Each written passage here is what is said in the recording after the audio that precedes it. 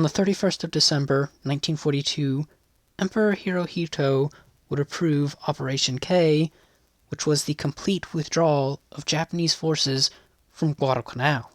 After several months of bitter fighting for Henderson Field on the small island, it was obvious the Japanese were never going to cover the ground they needed, and so they were going to redeploy elsewhere. Active preparations for the withdrawal began the next day, and over the course of the next month, Japanese troops would retreat, but they would rely on air and naval support to keep their troops covered while they were on the vulnerable transports. U.S. reconnaissance aircraft began sighting Japanese warships active between Truk Lagoon and the Solomon Islands, and the United States believed that the Japanese were preparing for another major battle. Admiral William Halsey would deploy his forces to engage the Japanese at a variety of points around the Solomon Islands.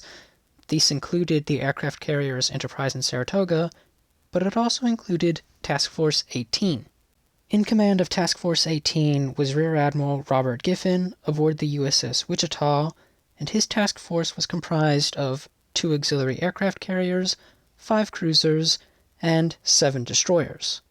Amongst the cruisers in the task force was the USS Chicago, CA-29, under the command of Captain Ralph Davis. At 1700 on the 27th of January, 1943, Task Force 18 departed Havana Harbor in order to escort 4 transports and 4 escorting destroyers.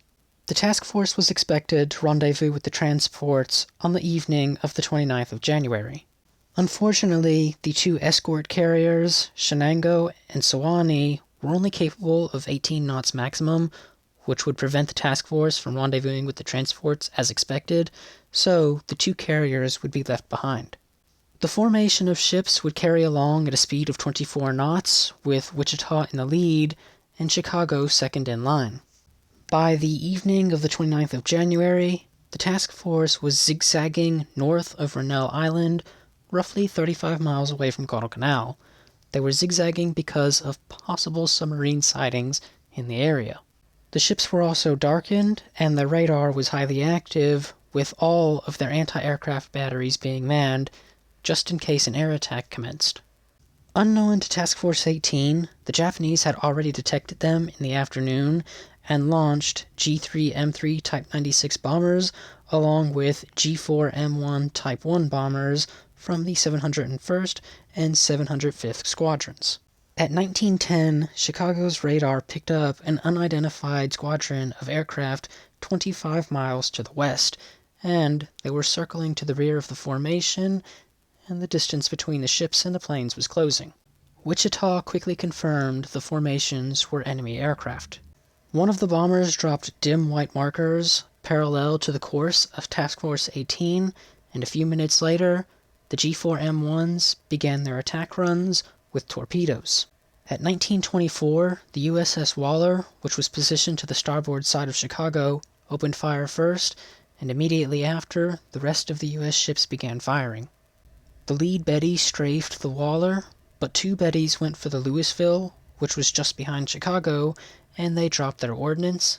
The first torpedo ran roughly 100 yards ahead of Louisville, and the second struck the ship on the starboard side, but it failed to detonate. Another 2 Bettys attacked the Chicago, with one dropping its torpedo roughly 600 yards off the starboard beam, but no hit was scored.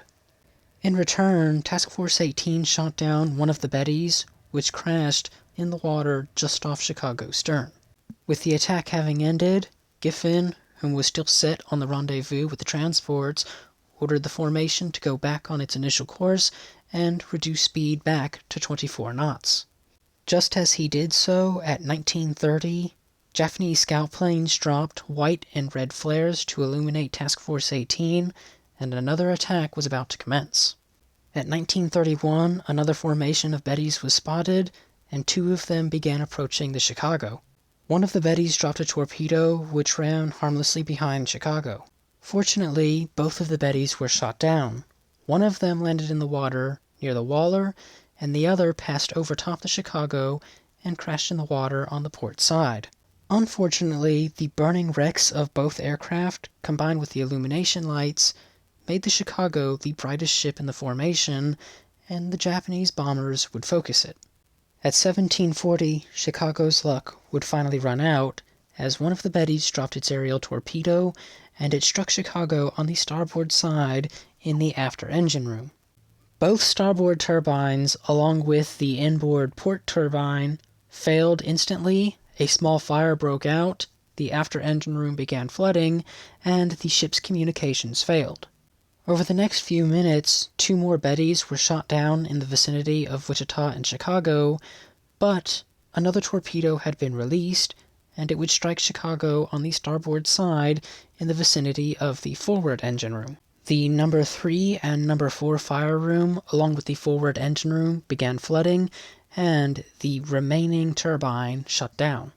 The emergency diesel generators were started in order to provide electricity to essential damage control equipment.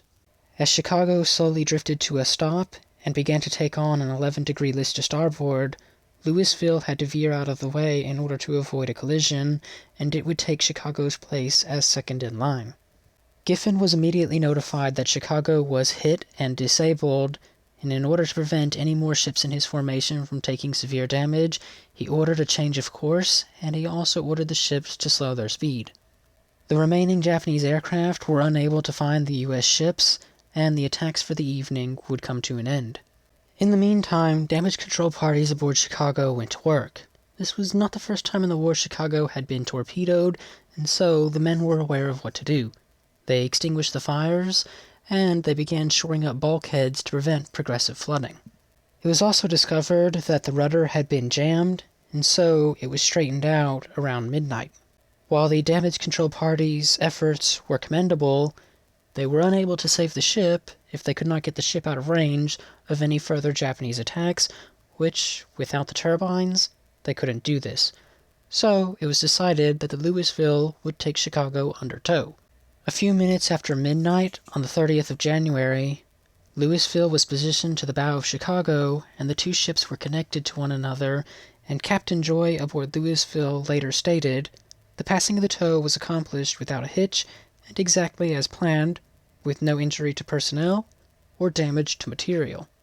Once the 2 cruisers were successfully connected, Louisville began steaming ahead at a steady 4 knots, and the ships began moving towards Espiritu Santo. Giffen would detach 3 of his destroyers to protect the 2 cruisers, while the rest of Task Force 18 would move to the west in order to act as an immediate shield for any warship attacks. Admiral William Halsey was notified that Chicago was damaged and was under tow, and in order to add more protection to the cruiser, he ordered Task Force 16 with USS Enterprise to move towards it to act as further protection. Enterprise's orders were to provide fighter cover for the cruiser during daylight hours, but to remain far enough to where Enterprise was not under threat of being spotted. Back on Chicago, damage control had largely completed all of their task, but the ship was still listing heavily to starboard, and in order to correct this, they needed to shift the ship's oil fuel, and so damage control successfully restarted Boiler Room 4, and the pumps were able to shift the fuel and adjust the list.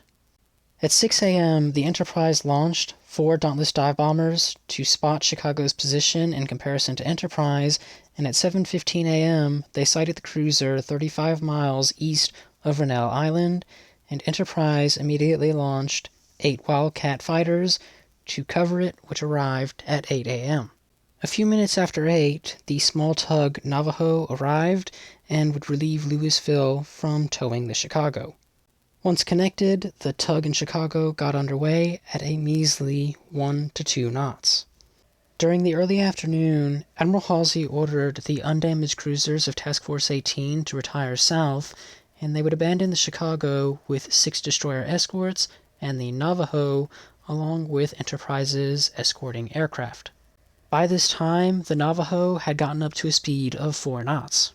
At 15:40, the Wildcats covering Chicago spotted a single Japanese bomber north of Rennell Island, and they gave chase to it, eventually shooting it down, but by the time they had shot it down, it was in a position to spot the Enterprise, and it put the fighters roughly 40 miles away from the Chicago. At that moment, Enterprise was only 43 miles southeast of Chicago. At 15:54, Enterprise's radar picked up a formation of Japanese bombers 67 miles away, and they were closing in towards the carrier. Fearing that Enterprise was the target, 4 of the 6 fighters that were covering Chicago were called in to intercept the bombers on course to Enterprise, but when they were only 17 miles away from Enterprise, they turned sharply and started heading towards the Chicago. All but 2 fighters were out of position to protect Chicago. The 2 Wildcats made a successful strafing run on 2 of the Bettys, but 11 bombers broke through, and Chicago's lookout spotted the bombers only 7 miles away from the cruiser. At a range of 8,000 yards, Chicago's anti-aircraft guns opened fire, and the final battle to save the cruiser commenced.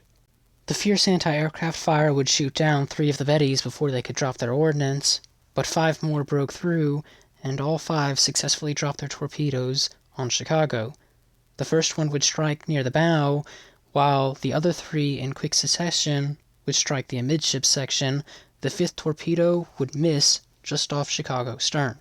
The list to starboard began to increase at a rapid pace, and Captain Davis realized the situation was hopeless and ordered the crew to abandon ship.